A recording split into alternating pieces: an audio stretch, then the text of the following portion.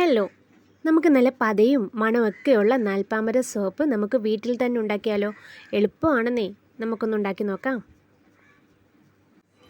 Soap ഉണ്ടാക്കാനായിട്ട് ആദ്യം നമുക്ക് വേണ്ടത് നല്ലൊരു ബേസാണ് കേട്ടോ.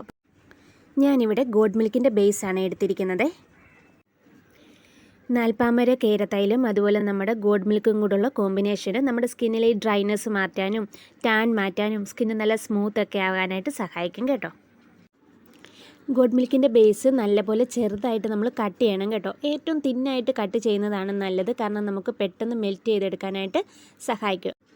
പിന്നെ കട്ട് ചെയ്ത് വെച്ചേക്കുന്ന നമ്മുടെ സോപ്പിൻ്റെ ബേസ് ഉണ്ടല്ലോ, അത് നല്ലൊരു ഉണങ്ങിയ പാത്രത്തിലോട്ട് മാറ്റണേ. ഇനി ഡബിൾ ബോയിൽ മെത്തേഡ് വഴിയാണ് നമ്മുടെ ബേസ് മെൽറ്റ് ചെയ്തെടുക്കാൻ പോവുകയാണേ. അതിനുവേണ്ടി അടുപ്പിൻ്റെ മുകളിൽ നമ്മളൊരു പാത്രത്തിൽ വെള്ളം വെക്കുക.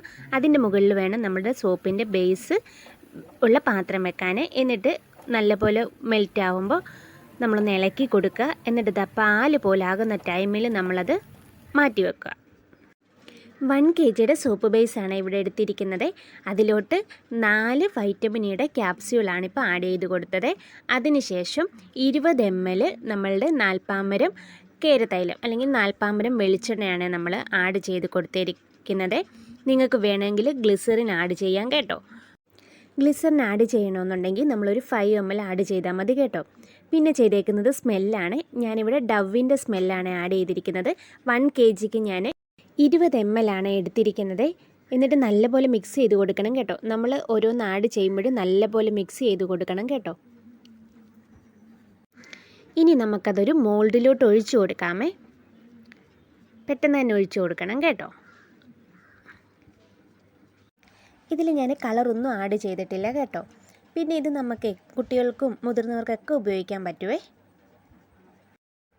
ഇനി നമ്മൾ ഒരു 5-6 മണിക്കൂർ വെയിറ്റ് ചെയ്യണം കേട്ടോ. ഇനി നമുക്ക് സോപ്പ് മോൾഡിൽ നിന്ന് റിമൂവ് ചെയ്തെടുക്കാം കേട്ടോ. എൻ്റെ അനിയത്തിക്ക് ഏറ്റവും ഇഷ്ടമുള്ള കാര്യമാണ് ഈ സോപ്പ് ഇങ്ങനെ മോൾഡിൽ നിന്ന് ഇങ്ങനെ ഇളക്കിയെടുക്കുന്നത്. ഇതാണ് നമ്മളുടെ നാൽപ്പാമരം സോപ്പ്.